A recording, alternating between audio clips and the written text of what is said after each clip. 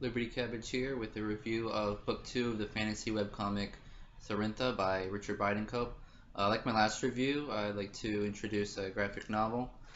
This one's Bone, which is one of the best fantasy comics of all time for certain, and definitely one of the best graphic novels. As you can see, it's a very thick book. It's about 1,300 pages, so it's pretty involving read, but it's about as close to like a must-read comic as you can get.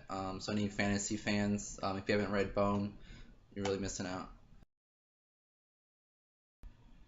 I complain pretty often in my reviews of fantasy webcomics about the setting being generic sword and sorcery, and Cerintha is not really any different. The dialogue and story are pretty good, and it's interesting that a lot of the main characters are women, so it's definitely a bit different.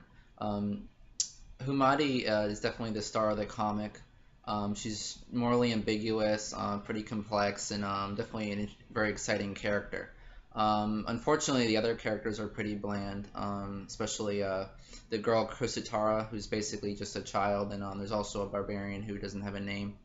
And none of them are very developed, and I think they shouldn't have had as much time in the comic, considering they're sort of bland. And I think in general, it's not a good idea to have a child be that prominent, since they just don't quite have the same kind of depth as an adult character. Um, as JS Connery 100 noted on the Comic Genesis forums, the humor can be a bit hit and miss. The comic tends to be either very serious or very silly. I prefer a bit more balance where it's a bit funny and a bit serious, but it's a bit there's too much to the extremes currently. The art's the best part of the comic, and I really like how expressive the characters are.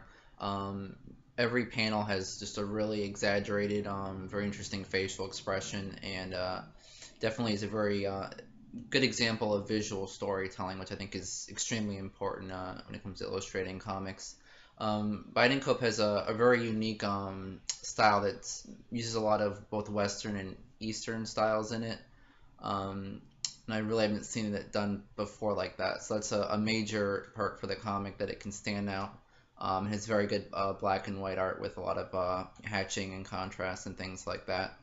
Um, Also, the lettering is done by hand, and it's a lot of the tone and mood of the dialogue is put into the lettering with the the thickness of the letters and the size and such. So that also adds another layer of complexity to the visual storytelling.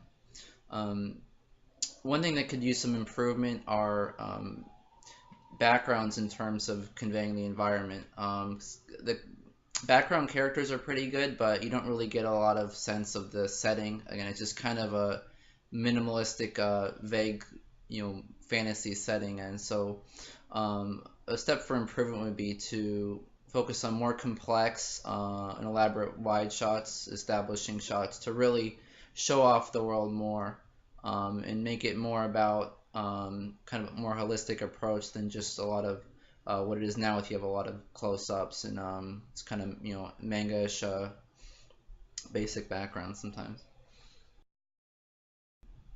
Cerintha is a decent fantasy webcomic that isn't as ambitious as it should be. Humani's a standout character, but the rest of the characters are pretty boring and undeveloped, and it really kind of makes the story feel flat since I didn't feel invested in what was going on. With the art, it's very unique, and it's great how it's realistic and consistent with the anatomy while also being cartoony, but it's really too simplistic for its own good. Give the writing a 3 and the art a 4 for an overall score of 3.5 stars out of 5. Thanks for watching.